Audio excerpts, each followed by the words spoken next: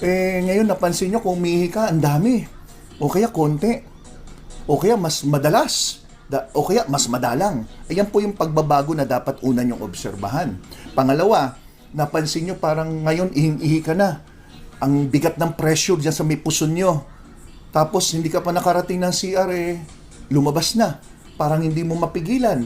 O kaya talagang konti lang ang inihi mo, pero pakiramdam mo punong-punong pantog mo. Yan po yung mga pagbabago sa tinatawag na urinary function. So yan ang number 1, babantayan niyo yan. Ano pa?